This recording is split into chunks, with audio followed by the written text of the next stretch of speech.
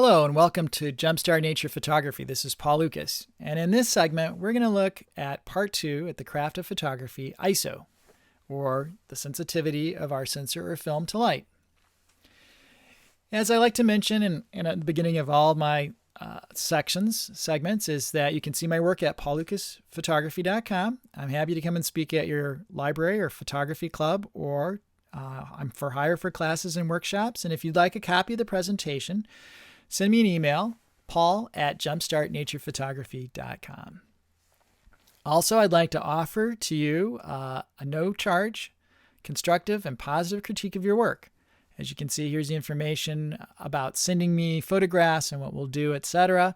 Again, I'm going to put these on YouTube because the real value in all this is not the learning you get, but the learning everybody gets, right? So we'll look at your composition. Maybe there's nothing we can change. It's a fantastic composition. Maybe there's things we can change, elements we can edit, or change the crop, etc., to improve that composition. And we'll talk about how we make that picture, the photograph, we realize our vision through Lightroom. So anyway, positive and constructive critique of your work, just like I do in my classes, no charge. Please contact me at paul@jumpstartnaturephotography. So again, remember the course outline or these set of videos. We have 3 larger goals that we're going to be tackling to help you get out in the field, taking great photographs and realizing your artistic vision. So we're the craft of photography, which is what we're covering part of that today, composition and creative use of light. So there'll be a series of presentations, narrated presentations around all these topics. So today, part 2, we're going to continue on our discussion of the exposure triangle. We're going to talk about what this ISO thing is, the craft of photography, ISO. So remember, photography is a craft with great aesthetic possibilities, right? So there's the part of learning how to use our camera, how changing exposure, the types of lenses we use, the position of our camera, all those things go into making our artistic vision, the other half. So craft and the art of photography. So the exposure triangle, I gave a little more discussion, in-depth discussion in part 1, which we also covered shutter speed. So if there's some things, an example of exposures, changing exposures, what happens to the photograph, please go back and review the beginning of part 1 for those topics. So today we're going to focus on ISO. ISO is a sensitivity of our sensor, camera sensor in a digital camera or film, to the amount of light coming onto it. And what does that mean? And how does it change the exposure triangle? So remember, our exposure is the correct combination of shutter speed, aperture, and ISO that will give us a good exposure or a correct exposure, the one that is trying to, the exposure that's going to best help our art, our aesthetic vision, our vision of what we're trying to express in our photograph. So if we change one part of that exposure triangle, shutter speed or aperture, the opening in the lens, we'll talk about that in part 3. How does that affect the exposure in the other parts of the triangle? And as always, I like to mention, for learning, I always think and teach my students to think about whole stops. And we talked about a little bit more in the first presentation what a stop is. So we'll talk about stops. It's easier to memorize and think about those, at least for me, and whole stops. Modern cameras can use 1/3 and 1/2 stops, and certainly the adjustments, I let the camera, when I do an adjustment, I adjust in 1/3 of stops. But when I'm thinking about what I might want to change and how much, initially I think in a whole stop, and then I change the camera, let it do the 1/3 stop adjustment, and see how that affects. It gets to what I need to have to get the proper or good or correct exposure. So remember, if we add 1 stop more of light to our exposure, then we're doubling the amount of light in the original exposure. If we add 1 stop less, we're having the amount of light in the original exposure. These are good, knowledgeable things to understand in the creation of our photographs. You don't have to think about I'm doubling my light or having my light every single second, because you're going to see the effect immediately in the field with a digital camera, because you can look at the preview section in the back. So a lot of these topics are things you need to have in the back of your mind as you're growing and developing the craft of photography. You don't have to have them all memorized on day 1. And that's the purpose of the recordings. You can come back and review these at any time. A little side note about how you pronounce ISO. Photographers, sometimes you'll be in a class or something and you'll say, well, I changed my ISO setting from 200 to 400. And someone will say, it's not ISO, it's ISO. So to put this discussion about the pronunciation to bed for once and all, on the ISO website, they discussed how you pronounce it, which is ISO, and a little bit of how it came about. They actually did not have a pronunciation until the 70s. So people say, well, what does ISO stand for? It's an acronym. Well, no, it's not. It doesn't stand for the International Standards Organization because that's not the name of the group that does standardization for a variety of things. It's the International Organization for Standardization. So anyway, it's pronounced ISO, not ISO. So what is ISO? That's the sensitivity of the camera or film to light to give you the lowest noise in a photograph, to give you the best data capture of that photograph with the least amount of noise.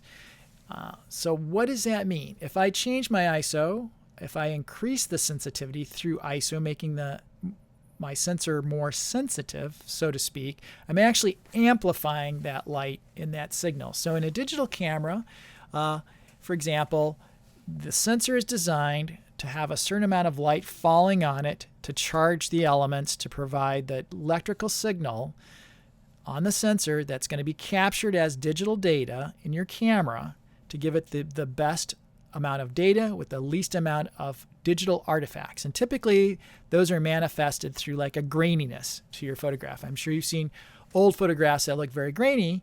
Those would be kind of high noise photographs. You might like that effect. You may want to use that sometimes. But typically, we start trying with getting the least amount of noise. A kind of similar analogy is AM radio stations. If you listen to AM radio anymore, not sure if anyone does, but if there's an AM radio station in your town and you're within a few miles of that antenna, they send out a fixed signal. And that's kind of like and that's the light being exposed to your radio, and your radio amplifies that signal so you can hear it. And you get very little noise, very little static. If you're driving away from your hometown, you're 100 miles away, maybe your radio station's powerful enough that you can still get a signal, but it starts getting scratchy or staticky, or there's more hiss.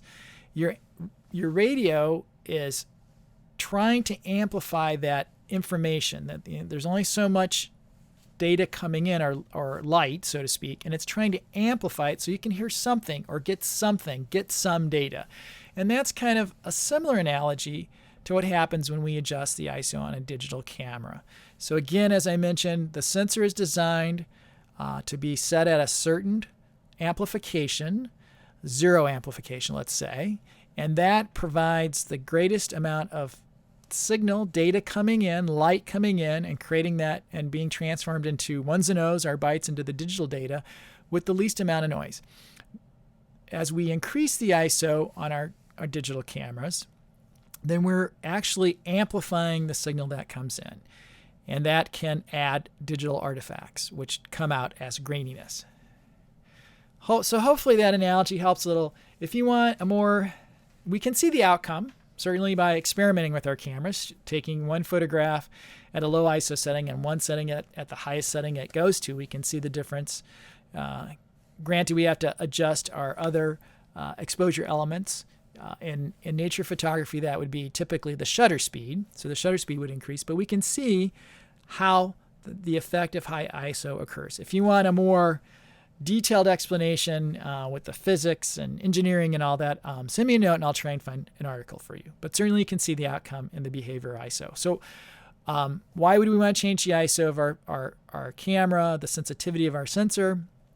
The sensors, the sensor technology, the software algorithms, and the processors in our cameras have gotten so good that we can actually increase the sensitivity, amplify that signal, and still get very low noise results in our photographs. So it all depends on your camera, when it was made, and the sensor, the manufacturer, et cetera, et cetera. But typically we can increase our ISO from typically the low number, say it's 100, we can go from 100 to 200 to 400 to 800, typically for almost all cameras, that's 3 stops. We can go to 16 or 32 for others. That's up to 5 stops of additional capability in our cameras.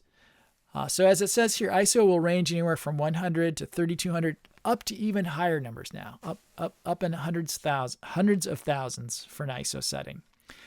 Again, just remember, low ISO, little digital noise. As we increase, we add noise. At some point, it becomes unacceptable. We can correct some of that digital noise within Lightroom or Photoshop or whatever our editing software might be, can be used to correct it.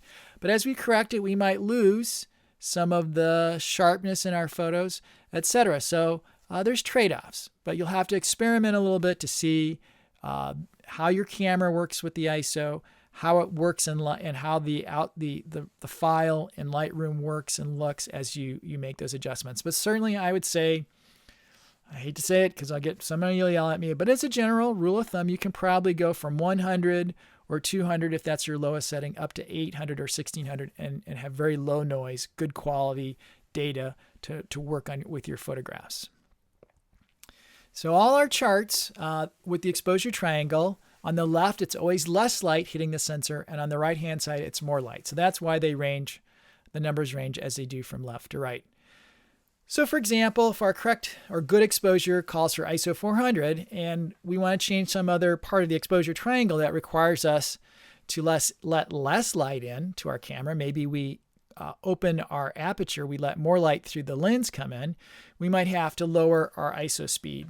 We want to by 1 stop, and then we would go from 400 to 200. We are having the amount of light reaching the sensor, and that's by decreasing the exposure by 1 stop. Again, if our correct exposure calls for ISO 400, and maybe we want, we're changing the aperture so it's smaller, so the amount of light traveling through the lens via the aperture opening, we've increased that by 1 stop, so we need to add more light to get the good or correct exposure. We would increase our ISO by 800. We are doubling the amount of light reaching the sensor. Again, these are in whole stops. We can leave our cameras at 1/2 or 1/3 stop adjustments and adjust it that way. I just mentally, it's easier for me personally to process what has traditionally been whole stops, which came from the film days. So for ISO settings that typically started at 50 or 100, and then they double as we go up stop by stop. So each of these represent 1 stop of increase or decrease from 50 to 100, 100 to 200, etc. That's increasing at 1 stop. And then going conversely, if we start at 400 and go down, 400, 200, that's decreasing it by 1 stop. Typically, we only go one way. We're adding more light, usually. Typically, we start at the lowest ISO to get the best picture, and then we look at if we need to change the ISO speed, the sensitivity to get the exposure we want.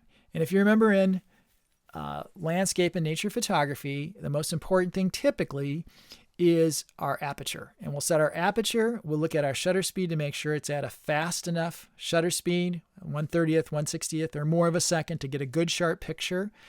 And then we'll adjust the ISO if necessary. If we're at 1/30th of a second at ISO 100 and f16, for example, and we needed to get up to 1/60th of a second, we're going to cut our light in half, right? We're going up, we're decreasing our exposure by 1 stop through the shutter speed.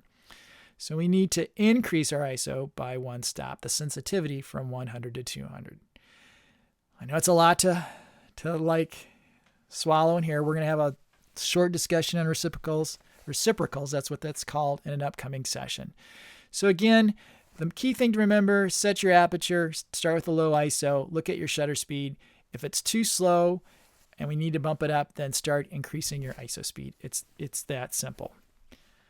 Okay. Here's an example. I typically don't shoot, this is at 51,200 to get graininess in the photograph with my particular camera. So I was shot